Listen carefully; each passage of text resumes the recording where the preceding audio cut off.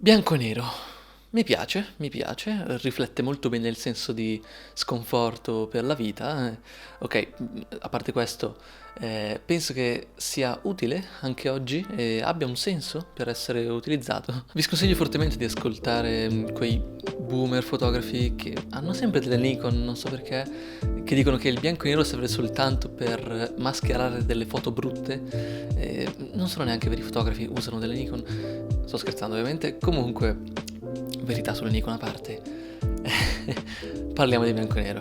Per capire quando e perché usare il bianco e nero sono partito dal presupposto che il colore è un elemento aggiuntivo di una fotografia, aggiunge delle informazioni e quindi mi sono chiesto quando queste informazioni, questo elemento aggiuntivo può venir meno, quando il colore non è il soggetto o parte integrante della fotografia. Se il colore infatti non disturba ma non aggiunge neanche niente alla fotografia, è utile e più che legittimo toglierlo perché si va a togliere qualcosa di superfluo. Inoltre questo si collega molto bene al prossimo punto, ovvero quando si vuole dare risalto alla composizione, alle linee, alle forme e ai contrasti forti. In questo caso infatti il bianco e nero andrà a rafforzare tutti questi elementi che con il colore rischiano di finire quasi in secondo piano. Quando questi elementi infatti vogliono essere il soggetto, utilizzare il bianco e nero li va a rafforzare ancora di più perché altrimenti con il colore rischiano quasi di andare in secondo piano. Come dicevo prima, delle volte il colore potrebbe non disturbare ma essere superfluo,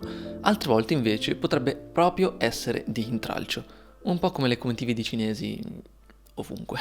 Quando il colore distoglie dall'attenzione e non è possibile avere una buona cromia nella scena, usare il bianco e nero permette di concentrarsi su ciò che avviene nella fotografia e permette di dare risalto a quello che il fotografo aveva in mente come soggetto. Immaginate che sullo sfondo di una vostra fotografia ci siano una o più persone con una maglietta rossa o in generale di un colore molto saturo e vivace. Catturerebbe tutta l'attenzione e purtroppo non sempre è possibile avere un buon risultato andando a modificare i singoli colori in Lightroom e quindi il bianco e nero risolve questo problema. In altri casi ovviamente il bianco e nero non sarà la scelta migliore, quindi ora vi vorrei elencare una serie di cose che potrebbero andare bene ma anche no, sono una lama a doppio taglio, un qualcosa a cui pensare nel vostro editing, nel vostro processo creativo quando andate a scegliere se la vostra fotografia sarà a colori o in bianco e nero. A livello narrativo, infatti, il bianco e nero toglie parte della temporalità. Quando parlo di rendere atemporale un'immagine, intendo che il bianco e nero va a togliere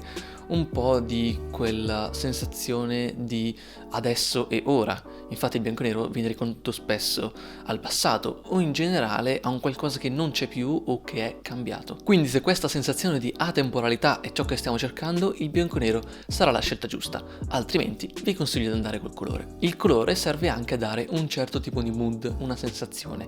Infatti i toni caldi e freddi influenzeranno in modo diverso l'osservatore. Con il bianco e nero invece non esiste questa indicazione, è nascosta e quindi il nostro osservatore avrà molta più libertà di interpretazione. Così come per il punto precedente, anche questa è una cosa da tenere in gran considerazione. Se infatti stiamo cercando di dare un certo tipo di mood, questo mood viene trasmesso da toni caldi o freddi o ovviamente qualsiasi sfumatura di colore, sarà bene usare il colore, altrimenti se non è ciò che ci interessa maggiormente, il bianco e nero sarà un'ottima soluzione. Bene ragazzi, questo è quanto per oggi, volevo darvi qualche spunto di riflessione, qualche consiglio da tenere in considerazione quando cercate di veicolare un messaggio con le vostre fotografie.